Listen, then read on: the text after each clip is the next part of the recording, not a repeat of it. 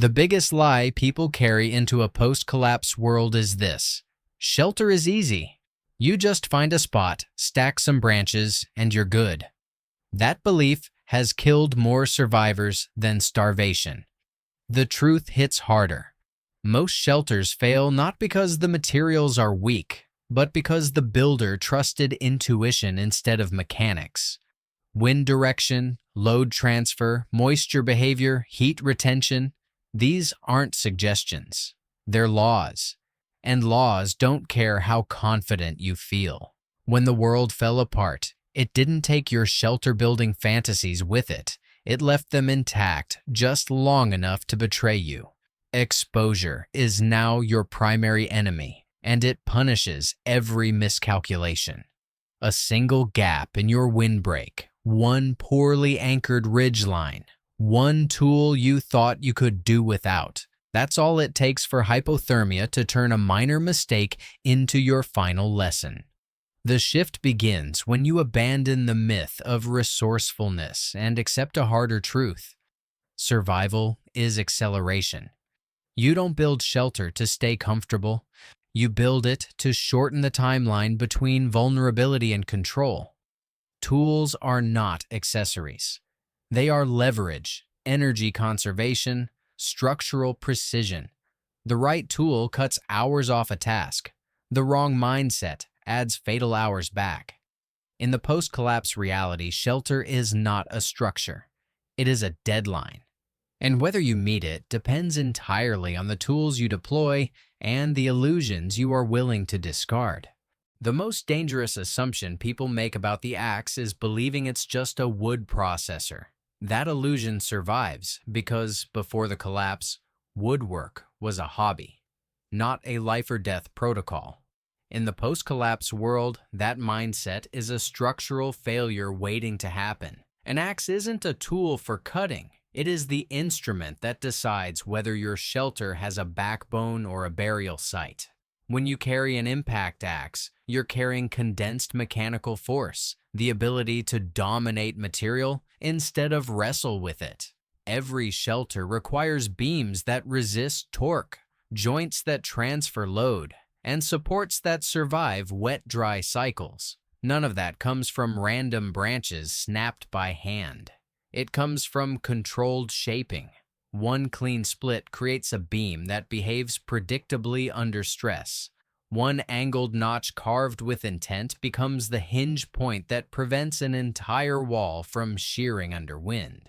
This is where most survivors fail. They think the axe is for destruction. In reality, it is for precision. You aren't cutting wood. You're tuning the physics of your structure. Momentum becomes geometry. Impact becomes stability. A single stroke done wrong bleeds calories and wastes material. A stroke done right reduces hours of work into minutes, converting chaos into infrastructure. There is also a psychological edge the axe enforces. It strips away the fantasy that survival is improvisation. With it, you're not scavenging for shelter. You're manufacturing architecture under hostile conditions. The axe turns you from a wanderer reacting to weather into a builder dictating how the environment must behave around you. In the collapse era, the axe is not optional. It is the first non-negotiable piece of authority that transforms terrain into a defensible position. Without it, you don't build a shelter. You gamble with the night, and the night always wins. The folding saw is the tool most survivors underestimate, and that mistake is costly. People assume speed comes from strength. Swing harder, chop faster, push through. But in a post-collapse environment, strength is a currency you cannot afford to waste. The saw exposes a truth most ignore. Shelter isn't built by force, it's built by efficiency. And efficiency doesn't come from the axe. It comes from the silent multiplier you almost left behind. A folding saw does what the axe cannot. It delivers precision cuts with minimal caloric burn. Every stroke converts effort directly into progress. No wasted momentum, no shock rebound, no risk of glancing blows. Survivors who rely solely on an axe end up exhausting themselves long before the shelter is even framed. They think they're working faster, but they are actually hemorrhaging energy. The saw turns that loss into disciplined output. What makes the folding saw indispensable is control. You control cut depth, angle, length, and material behavior. You don't splinter wood, you dictate it. Beams fit cleaner, joints seat tighter, ridge poles anchor without wobble. A structure built with saw-cut components behaves like a deliberate system rather than a pile of hopeful guesses lashed together. Precision is not luxury in the collapse. It is time saved, failure avoided, and risk reduced. Its silence is another strategic advantage. Noise discipline becomes crucial when collapse pushes desperate people into predatory mindsets. An axe announces your position with every blow. A saw whispers through material, keeping your timeline invisible. A folding saw doesn't just help you build, it protects your energy, your position, and your structural stability. Those who skip it believe speed comes from power. Those who survive know speed comes from accuracy. Without the saw, you're not building fast. You're building blind. The most persistent myth about the survival knife is thinking of it as a backup tool, something secondary to the axe or the saw. That misconception turns simple construction tasks into energy leaks. A knife is not a fallback. It is your microarchitecture device, the only tool capable of shaping the fine details that decide whether a shelter holds or fails. People imagine the big tools do the big work, but shelters don't collapse because a beam was cut wrong. They collapse because the small cuts, the joints, the notches, the anchor points were sloppy. Precision at the micro level dictates stability at the macro level. A survival knife gives you the control no other tool can replicate. Every notch you carve defines load direction. Every feathered stick affects ignition efficiency. Every smoothened joint reduces friction wear over time. When you baton a piece of wood with a knife, you're not splitting. You're engineering uniformity. When you pare down material, you're not shaping. You're correcting the chaos of nature into predictable geometry. These micro-corrections are the invisible architecture holding the entire structure together. The knife also represents the most reliable form of fine-tuned leverage. Multi-tools can fail at torque points, axes can overcut, but a fixed-blade knife remains responsive, intuitive, and brutally consistent. It becomes an extension of your hand, giving you the ability to articulate details no other implement can match. And in a post-collapse environment, details decide everything: heat retention, wind resistance, joint stability, water shedding angles, all shaped by the knife long before the shelter takes form. Most survivors underestimate it because they don't understand the physics of precision. They assume strength builds stability, but stability is born from accuracy.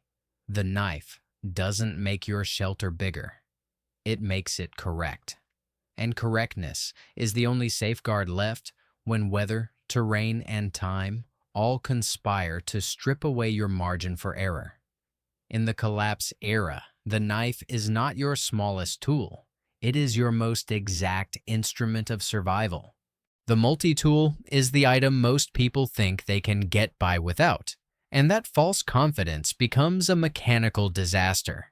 They picture it as a convenience gadget, something useful but not essential. That belief collapses the moment they try to build a functional shelter using only cutting tools and cordage.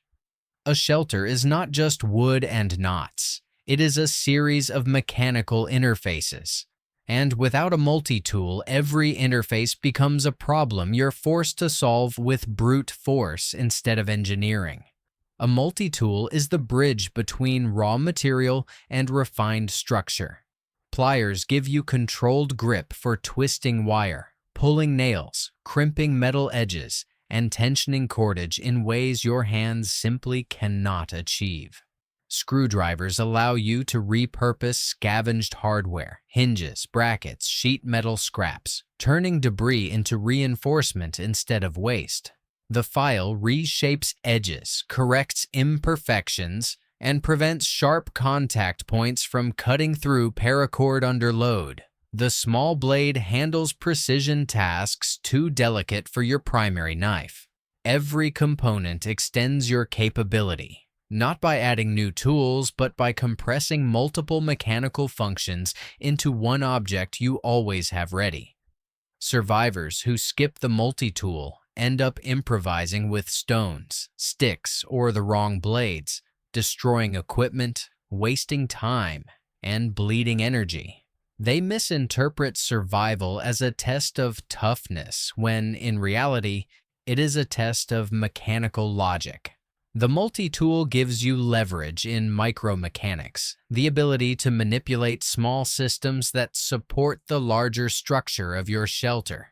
Without it, every adjustment becomes imprecise, every fix temporary, and every connection vulnerable. Shelter doesn't fail because of the big beams. It fails because a knot slipped, a joint rubbed loose, a fastener shifted, or a tension point couldn't be corrected. The multi-tool prevents those failures before they occur by giving you control at the smallest scale, where most collapse begins. In a world where every structure must be earned, the multi-tool is not convenience. It is your mechanical command center, the silent system that keeps your shelter from betraying you when the wind and night turn hostile. The biggest misconception about paracord is believing it's just rope. That assumption is why so many shelters tear apart under their own tension. People think strength comes from thickness, from heavy cords, from anything that looks rugged. But in a post-collapse world, appearances don't matter. Physics does. And paracord isn't valuable because it's strong. It's valuable because it obeys structural logic in ways most survivors don't even understand. Paracord is a system, not a strand.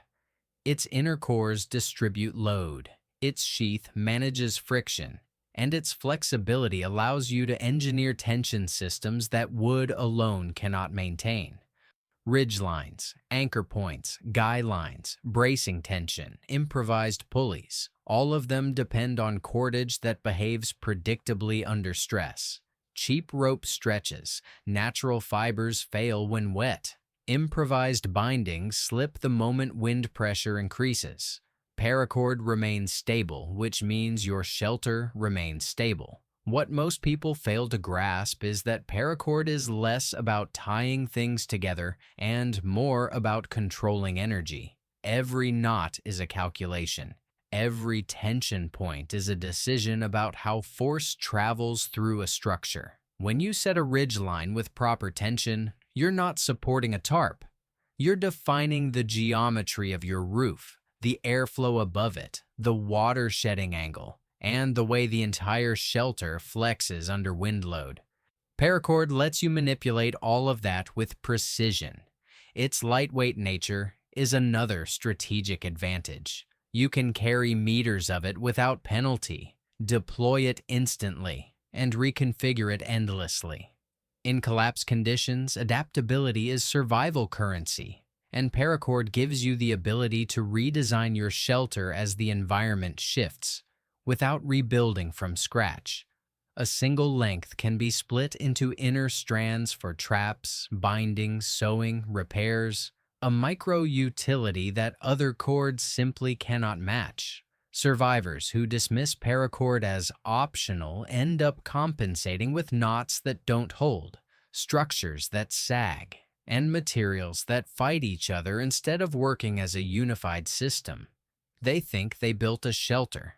What they actually built is a collection of stressed components waiting for the next gust of wind to expose their ignorance. Paracord doesn't make your shelter stronger.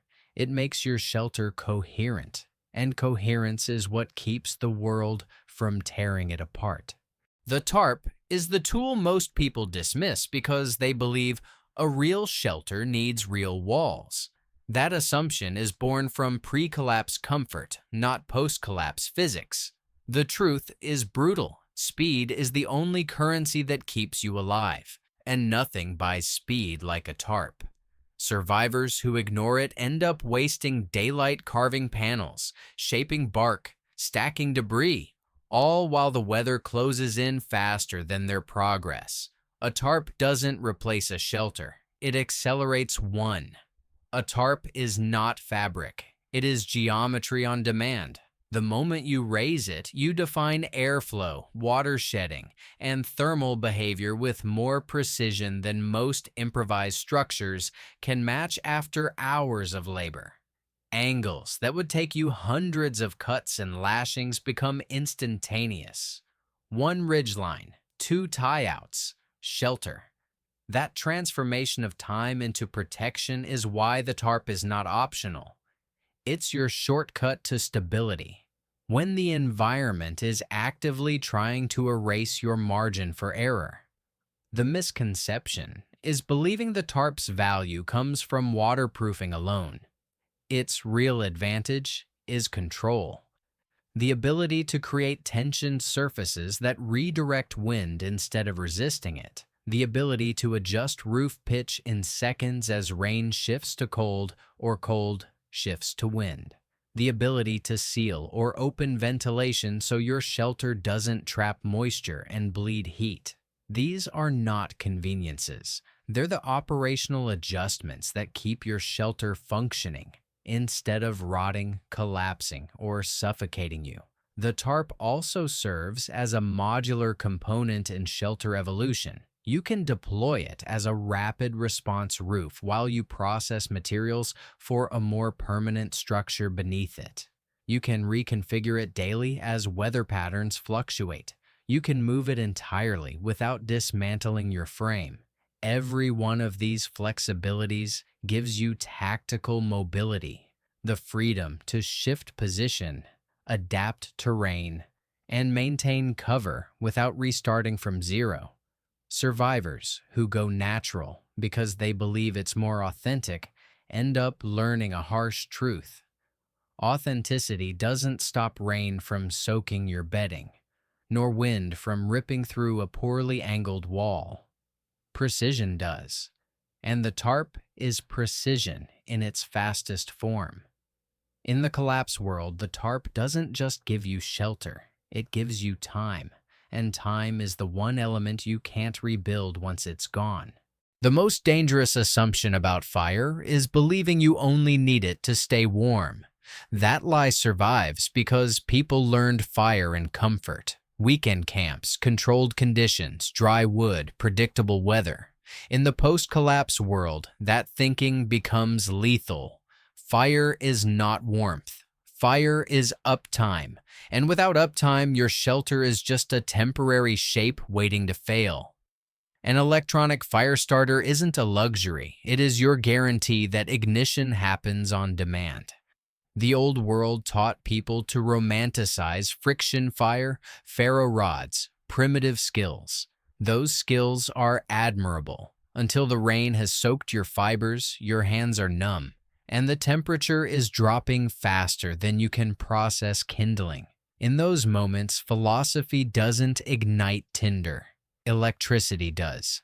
The e-fire starter gives you consistency when the environment is actively stripping it away. Sparks that hit exactly where you need them. Heat that persists long enough to catch damp material. Reliability that doesn't degrade when your calories, patience, or dexterity do. In collapse conditions, your ability to produce fire is directly tied to your ability to maintain a dry workspace, cure wood, sterilize tools, create smoke signaling, and anchor your psychological stability. Fire is not an accessory to the shelter. It is the system that keeps the shelter operational. What most survivors misunderstand is that shelter is not a static object. It is a living environment that must be maintained. Wood swells, lashings loosen, moisture infiltrates, cold sabotages structural integrity by killing your capacity to repair or reinforce. Fire reverses that decay. It dries your materials, preserves your strength, and keeps your decision-making sharp. Without it, your shelter degrades, and so do you. The electronic fire starter removes uncertainty from the one process you cannot afford to fail. It collapses the time between "I need heat" and "heat exists." And in a landscape where the margin between life and death narrows with every hour of exposure, that collapse of time is the ultimate survival advantage. People think fire keeps you warm. In the collapse world, fire keeps you functioning, and function is the only thing still keeping you alive. Most survivors believe collapse rewards creativity, that if things go wrong, they'll figure something out. That illusion is the final trap. Collapse doesn't reward creativity. It rewards preparation, discipline, and the ability to execute without hesitation. The 7 tools you've seen are not a gear list. They are the minimum operational framework required to build shelter at a speed the environment cannot outrun. Strip away even one, and every task becomes slower, sloppier, riskier. And in a world where exposure is a predator, slowing down is the same as stepping closer to its jaws. Shelter is no longer a structure. It is a race. Every minute you spend cutting without precision, tensioning without control, shaping without accuracy, or trying to spark fire with cold hands is a minute the world uses against you. Weather does not wait for you to learn. Night does not pause for your mistakes. Fatigue does not care that you tried your best. The only constant is that your margin for error narrows with every misstep. If you carry these 7 tools, you gain time. And time is survival. You gain accuracy. And accuracy is stability. You gain certainty. And certainty is the only antidote to chaos left after the world collapses. With them, you build faster than the weather can break you. Without them, you're gambling on luck in a world that has already run out of it. The collapse didn't remove your options, it clarified them. Prepare with intent, build with precision, and move with the understanding that nothing about this new world forgives delay. These tools don't make shelter easy. They make shelter possible, and possible is the highest privilege the post-collapse world still offers.